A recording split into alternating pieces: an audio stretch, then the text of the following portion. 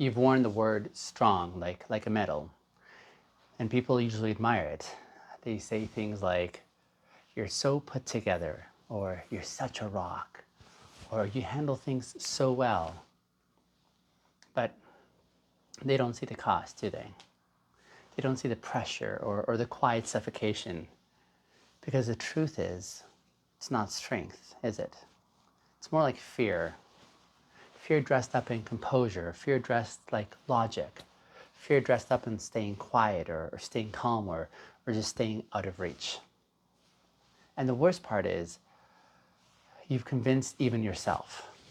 See, you think you're grounded when you're just disconnected. And you think that you're being a leader when in reality you're just afraid to feel. And you think that you're keeping her safe when in reality you're most likely keeping yourself hidden. See, what you call strength is just fear in disguise. And the more you cling to that false strength, the more intimacy just slips through your fingers. And so you show up calm, but not really present. And you say the right words, but you don't actually feel them. And you hold space, but you don't actually let yourself be held. And you've learned to manage everyone else's emotions because you don't really know how to be with your own emotions. And here's what happens. Over time, she stops trusting you. Not because you yelled, not because you broke down, but because you're nowhere to be found in the room. And when a woman can't feel you, well, she doesn't really feel safe then. Because real safety, it's not about being strong, it's actually about being true. And true usually means messy, right? True means vulnerable. True means that you might cry and you might shake and you might say, I don't know. But truth, it builds trust. And performance, by contrast, builds distance.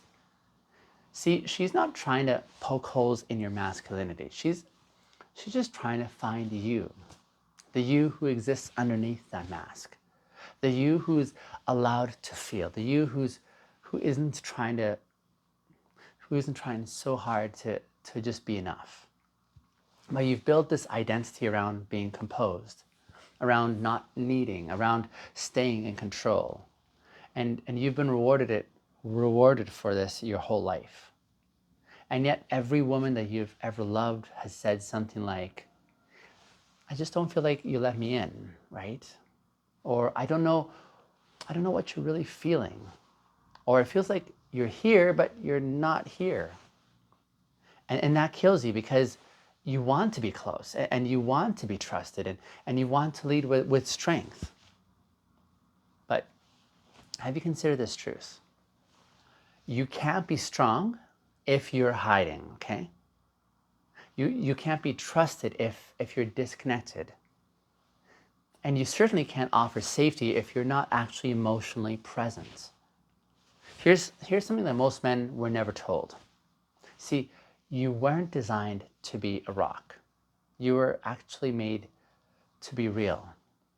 But the world didn't give you permission for that. You were raised to hold it all in and to stay composed and to never flinch and to solve the problem and not to feel the pain. And you were taught that needing makes you weak, and that emotion made you unstable, and that your softness made you less of a man. And so you hardened and you closed up inside and you learned how to carry it all without really cracking on the outside. But that silence, it didn't make you strong. It just made you lonely. It made you hidden and it made you invisible to the people who wanted to love you, who are surrounding you. Because nobody can love you if you're not actually in the room. I mean, think about it. You show up and you do everything right, by expectations externally. And you're supportive and you're polite and you're dependable. But she still doesn't feel connected. She still doesn't feel your presence. She still doesn't feel safe. and you don't get it. You're doing all the things that you were taught would make you a good man, right? But what she's actually craving isn't your control. She's really yearning for your truth. And that truth, it's messy, it's emotional, it's human. But you've been so busy trying to be good that you forgot how to be honest. And let me be clear. Control is not strength. Composure is not connection. And logic is not presence. See, if she can't feel your heart, then she will question your safety, even if you've never done anything wrong. Because women don't trust your resume. They, they trust your emotional accessibility. Okay? And if your strength is built on avoidance, she'll feel it in the space between your words. She'll feel it in the way that your body stiffens when she cries. She'll feel it in the way that you always default to, I'm fine. She'll feel it when you shut down instead of opening up. And that's where the real disconnect begins, because you think that she's overreacting and you think that she's being too sensitive and you think that she's blaming you for something that you didn't do. But what she's really reacting to, I think, it isn't your behavior. It's more so your absence. See, you're in the room, right? But your truth isn't. And that feels lonely. Not just for her, but also for you as well. And you're exhausted, not from being in the relationship, but from always trying to be the right version of yourself. The calm one, the grounded one, the one who never cracks, the one who's always got it together. What if the thing that she's waiting for is not your perfection?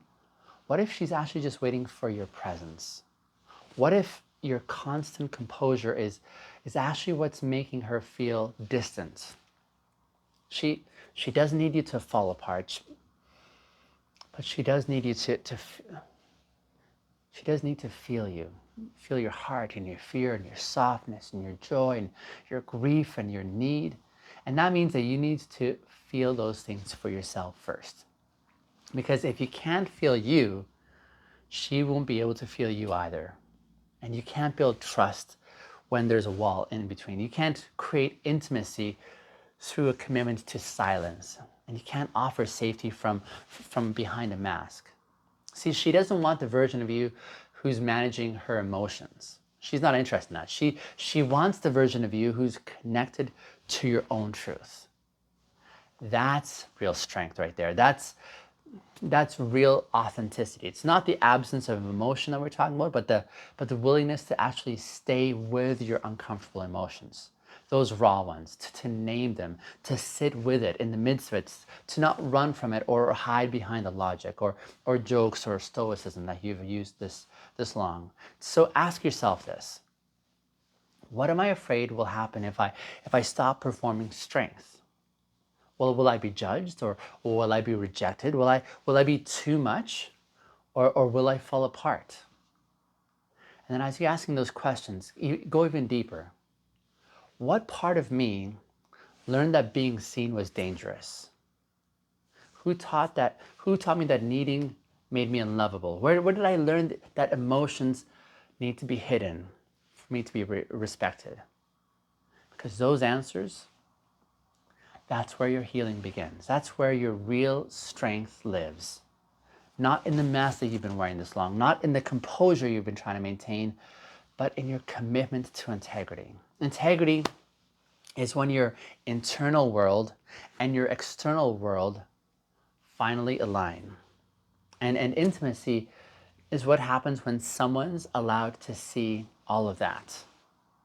And you can't offer intimacy if you're still leading with performance. So let's talk about the fear that lives beneath the performance, shall we? Because it's not random. It didn't come out of nowhere. It's not weakness.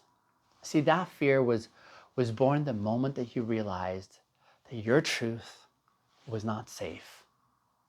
Because you cried as a boy and you got mocked. Maybe you asked for help and you got punished instead. Maybe you reached for comfort and were told to man up instead.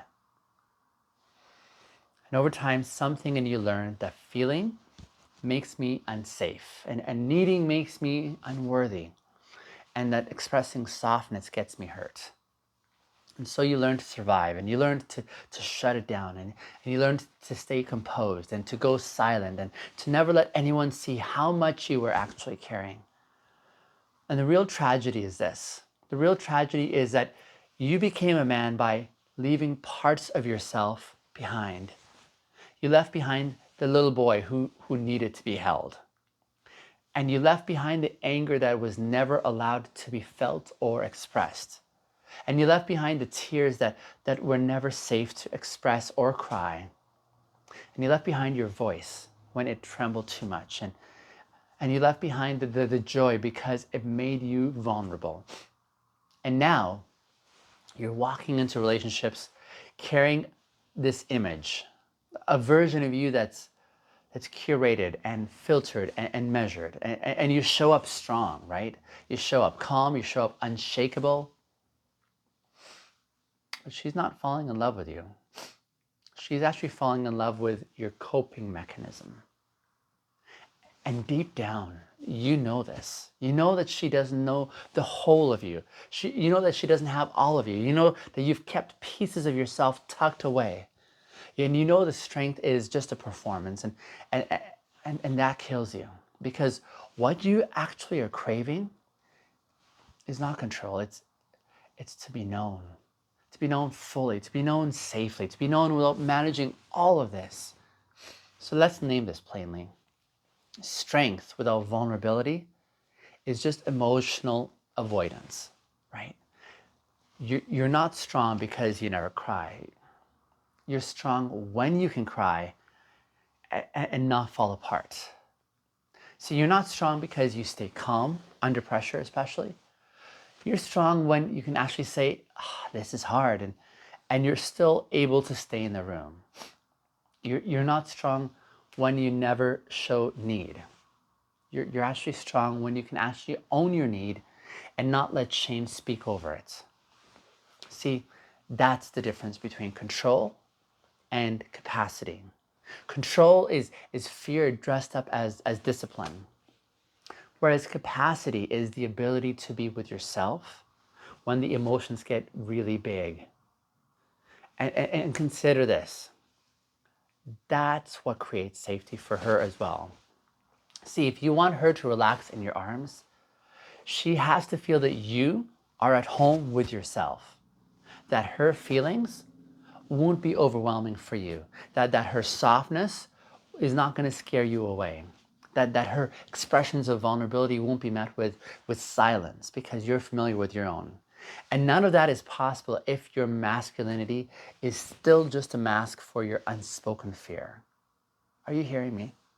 So when she pulls away, when she says she doesn't feel close, when she says that you're hard to read, don't double down on control. Don't get quieter. Don't start strategizing. And don't throw another performance at her. But instead pause and ask yourself, what am I afraid that she'll see if I stop performing strength? That question is where the healing begins. That question is where the mask starts to crack. That question is where the boy that you left behind is able to finally come back home, because underneath every emotion that you've been hiding and stifling and suppressing is an emotional wound. And underneath every performance is this expression of fear, the fear of being too much, the fear of not being enough, the fear of being left behind, the fear of being unlovable once you're fully seen. But hear me on this one. The version of you that feels most unworthy is the version of you that most needs to be loved. Not fixed, not silenced, not managed, but just acknowledged and loved. And that love, it actually starts with you. You're not weak for needing. You're not less of a man for feeling. You're actually You're not unsafe because your voice shakes when you try to speak from your gut. What you are is you're a human, and the world desperately needs men who are whole, not men who are armored up. Because your armor, while it might protect you from pain, it also keeps out love, and it keeps out joy, and it keeps out the connection that you keep begging for in silence. And eventually that armor becomes the cage in which you're caught and entrapped in. The one that you built, the one that only you can actually take off piece by piece, and truth by truth, and tear by tear. And there's a moment every man must face. It's a crossroads, if you will, that splits between two futures. On the one path is performance, and on the other path is presence. See, the first path feels safe at first, and you know how to walk it, and you've trained for it your whole life. It's the path of saying the right things, right? It's keeping it together. It's being the strong one. It's being the calm one, being the one who is dependable in so many scenarios. But it's also the path where no one ever really sees you, where your truth never gets addressed or touched, where your soul never feels chosen because you never let it be known. And no matter how much admiration or approval that you collect along this path, it still feels hollow. Because deep down, you know that no one's actually loving the real you. They're actually only loving the survival strategy that you've employed. But the second path, presence. This path is scarier, and it's less predictable, and there's no script, and there's no armor, and there's no applause. There's just you. There's just you when you're messy and honest and human, and in the room with your truth intact. And when you show up like this, you don't look. You just don't look strong. You actually are strong because you can feel the fear, and you can still stay in, and you can touch your shame and not collapse under it. And you can actually hold someone else's truth as well because you've actually learned to hold your own. So I'll ask you again, what are you calling strength? What are you calling strength that is really just fear wearing a mask? And today, are you willing, even just a little, to take that mask off? Because that mask might have really helped you survive these past seasons, but it's keeping you from coming to yourself. And connection, like real soul level connection, it only happens when you bring your truth with you, when your insides match your outsides, when your presence doesn't hide behind the composure. See, that's when intimacy actually becomes possible. She doesn't need you to fall apart. And that's not what I'm advocating. But she does need to feel you. She needs to know that when she reaches for your heart, that she's going to find something there.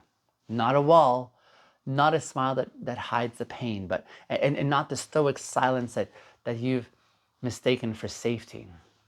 She's not looking for perfection. She's looking for you to be present and in the moment with her, willing to be open and vulnerable. And that presence requires integrity, not performance, and not control, and not this curated version of what calm looks like. Just your truth. And here's what most men do not realize. The moment that you stop performing strength is the very moment that someone can finally meet the real you. And maybe for the first time in your life, you'll feel what it's like to be loved without effort, to be received, not just respected, but to be felt, not just followed, to be held and not just handled. Because when your truth is in the room, you become a place of safety. You become a place of safety for her, for others, and finally, and most importantly, even for yourself. So if you felt alone in your relationships, if you've tried everything and still feel like she doesn't trust you, if you're tired of being the strong one and still not feeling loved or seen, Maybe the answer isn't doing more. Maybe the answer is actually just being seen fully, finally, and without the armor. And that's not weakness. That's what strength always meant. Not the denial of fear, but this willingness to walk through it with your truth intact. It's not the absence of emotion, but it's the courage to feel without apology. It's not the dismissal of need, but the honoring of it. Because you can't ask to hold her pain if you're still abandoning your own. So let this be your permission slip, if you will. Your permission slip to unlearn the performance and to dismantle the mask and to meet the man who lives beneath the armor. He is not weak. He is not too much. He's not unlovable. He's actually you. And he's been waiting for you to come home. And once you do, that's when everything shifts. Because now when you walk into a room, you're not bridging a performance. You're not bringing control. You're actually bringing your presence. You're not you're not bringing an act. You're bringing integrity, and you're not offering this curated version of yourself that once was familiar, but now you're actually willing and ready to offer something real about you. The real is what she can trust. It's what she can actually rest in. It's what really creates that intimacy. It's not your strength, but your truth. So before you touch her, before you ask for her openness, before you ask for her softness or her trust, ask yourself this: am I still hiding behind what looks like strength? Or am I finally ready to be known? Because the moment that you stop performing, you'll stop feeling so alone. And love, it will finally have room to land on the inside. I hope this served you well. I'd love to hear your thoughts down in the comments below. Until the next time.